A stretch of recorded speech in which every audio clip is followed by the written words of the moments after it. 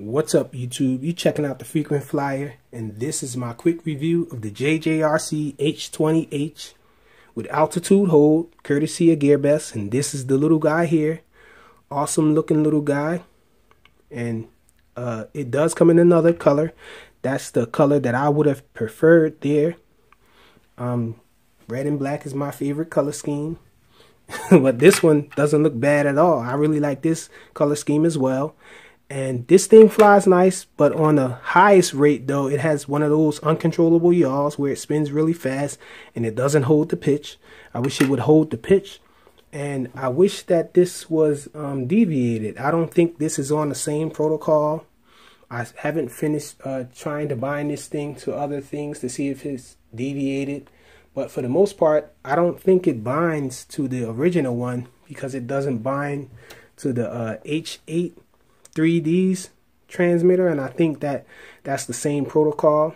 I will double check it. I only tried it once, so you know sometimes when you're checking protocols, it might be a fluke. It might not work one time, but then it'll work another time. But I haven't figured out the protocol of this thing, so as of now, I'm stuck with this transmitter here, which isn't bad. It's larger than the nano transmitters of old, so it's a nice size, and you can get pretty decent control with this. But again, not as great as a hobby grade transmitter would have it flying more precise. But this thing is okay. It's not bad at all. And let's show you the lighting here. Get this on.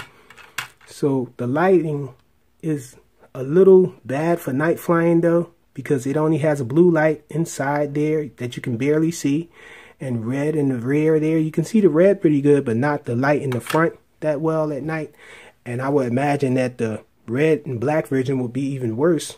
So this is the best you're going to get with it as far as night flying. I think it's a no-go in night flying, but it can be managed. Just don't put it in high rates, definitely. But pretty nice fly. It flips pretty decent. Oh, the altitude hold, that's the main thing that it has over the original one. The thing that's different, the altitude hold works pretty well, but in my testing, every time just about that I start off with the altitude hold, when I launch it, it'll hit the ceiling most times indoors, but outdoors it's okay. And once it hits the ceiling, well, it doesn't hit the ceiling every time, but a lot of times it does happen. And when it doesn't hit the ceiling, it does hold its altitude pretty well. You can fly it around pretty much without using the throttle management. And so pretty decent flyer, does what it's supposed to do. It flips really nice. It has headless mode. The headless mode gets out of whack on higher rates. It's not as good as the JJRC H8 Mini, but it's I really don't care for headless mode too much if it doesn't work with the high speed yaw, and it doesn't work with this high rate on this one that well. It gets off really quick. I think that's probably because it doesn't hold its pitch, but it's anyone else's guess as good as mine. But for the most part, it's a pretty decent nano, not bad at all. And the battery is removable. The polarity is reverse, so be careful. But most of the ones this size, not with this plug here, has a reverse polarity nowadays. So I guess that's not too much worry. But I did get one that didn't have reverse polarity, so you be careful.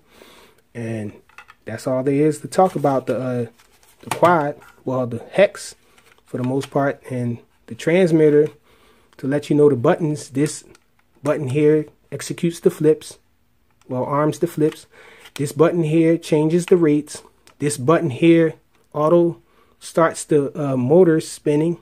Oh, the auto takeoff, it doesn't actually pop off the ground. You have to lift it up.